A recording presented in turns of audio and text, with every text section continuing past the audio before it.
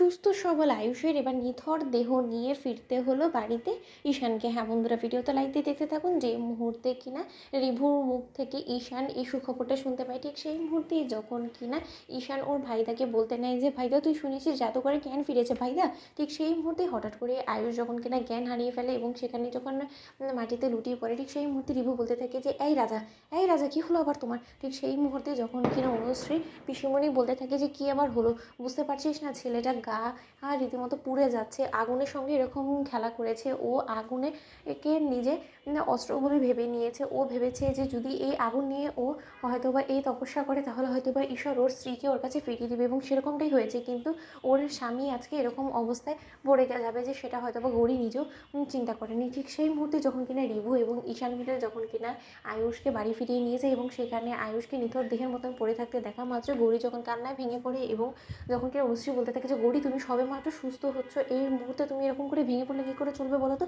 ডাক্তারবাবু তো আছে, সে তো দেখছে তাই না, কিচ্ছু হবে না রাজা দাদা, তুমি দেখে নিও। ঠিক সেই মুহূর্তে যখন কিনা অভিমন্যু বলতে থাকে যে সমস্ত কিছু কী হচ্ছে ঠাকুর, তুমি যে কেন আমাদের এতটা অগ্নি পরীক্ষা নিচ্ছ, যারা কিনা আমার মেয়েকে সুস্থ সবল করে আমার বুকে ফিরিয়ে দিল আজকে তারাই কিনা এরকম বিপর্যয়ের মুখে পড়ে গিয়েছে, এবার আমি কী জবাব দেবো বলো তো ঠাকুর। অন্যদিকে ডক্টর যখন বলতে থাকে যে দেখুন এখন আর কোনো কিছু করার নেই, আগুন নিয়ে এতটা তীব্র রোদের মধ্যে এই সমস্ত কিছু করার কারণেই হয়তো বা তার মধ্যে এতটা অসুস্থতা দেখা দিয়েছে এবং তার জ্ঞান না ফেরা পর্যন্ত আপনাদেরকে এরকম করে অপেক্ষা করতে হবে। ঠিক সেই মুহূর্তে আয়ুষের হঠাৎ করে অসুস্থতার কথা আশঙ্কা করা মাত্র ইন্দ্রাণী গাঙ্গুলি যখন বলতে থাকে যে না আমি একবার বরঞ্চ ঠাকুরের কাছে গিয়ে পুজো দিয়ে আসি। ঠিক সেই মুহূর্তে মন্দিরে যাওয়া মাত্রই যখন কিনা আয়ুষের নাম নেওয়া মাত্রই মন্দিরে উপস্থিত থাকায় সেই দিয়ার বাটা যখন নিভে যায়, ঠিক সেই মুহূর্তে ইন্দ্রাণী বলতে থাকে যে রাজ তুমি দেখেছো আগেরবার যখন কিনা আয়ুষের অ্যাক্সিডেন্ট হয়েছিল তখন কিন্তু ঠিক এইভাবেই এই দিয়াটা নিভে গিয়েছিলো এবং এবারও সেই একই অবস্থা হলো। তার মানে নির্ঘাত আয়ুষের কিছু একটা হয়েছে যেটা হয়তো বা আমাদের ছেলেরা আমাদের কাছ থেকে লুকোনোর চেষ্টা করছে। আমার মন কোনো মতেই সায় দিচ্ছে না।